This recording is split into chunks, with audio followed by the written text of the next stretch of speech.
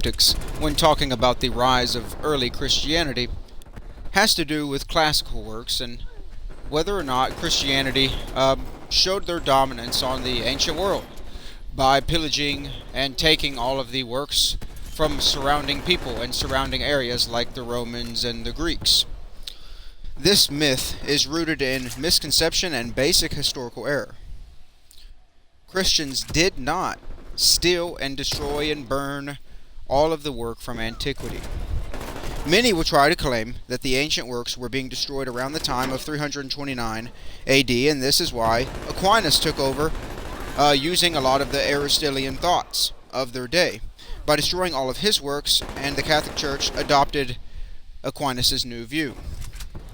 However, there is absolutely no evidence for this because we still have all of Aristotle's work even today, because the Catholic Church kept it, knowing that it was an important work, and they made sure that other Christian monks copied this work and continued to go about this work to show and use it even from a non-Christian perspective.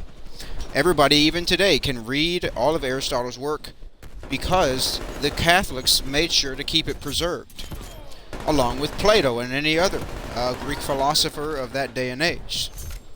So because of this, skeptics will then have to change up their ways and go about it a different viewpoint. They will then look at Theodosius as a possible campaign of destruction during his day and age.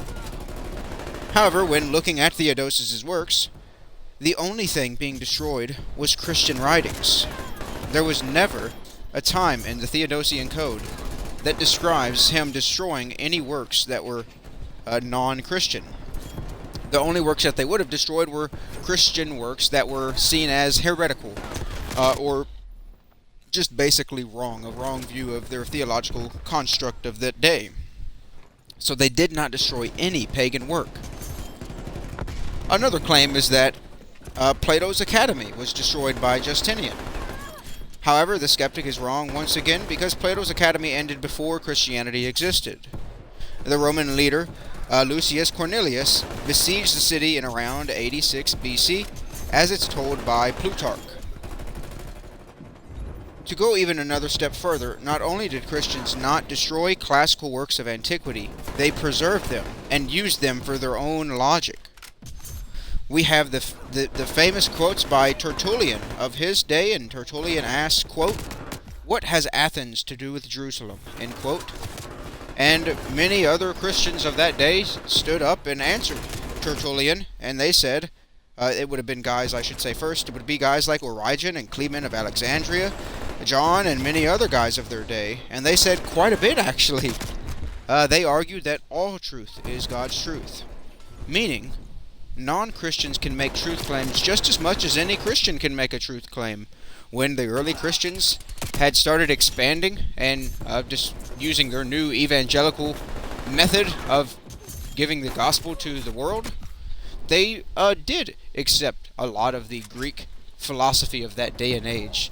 And of course they would. They were there around it and accepted a lot of the thought processes of the soul and other metaphysical ideas that they all found to be true from other people of that day, as we've mentioned a few names obviously already.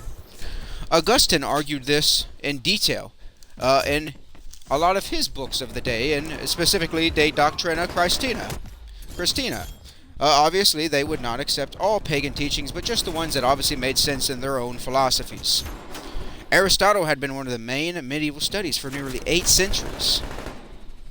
So, to conclude and go over the brief topics of this short little video, I hope this would be able to help anybody that's struggling with the thought process that the Catholic Church somehow dominated the world and took over the world by their medieval armies and made it to where there was Dark Ages and made it to where the Catholic Church just merely went around killing everybody that was opposed to them.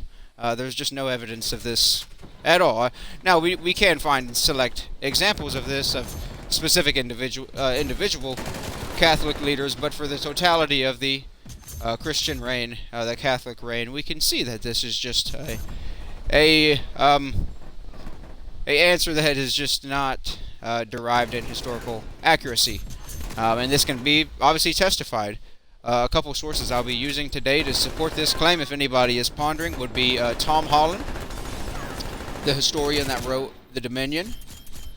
And then another would be Tim O'Neill of History for Atheists website online. I recommend either of these two sources if anybody would like to hear more. I just recommend checking them out and seeing what they have to say to test the claims of mine. Don't just take my word for it, but I suggest also checking it out and seeing whether or not these claims can be shown as accurate. So thank you guys for watching. Like and subscribe for more content like this, and let me know if you guys got any objections below.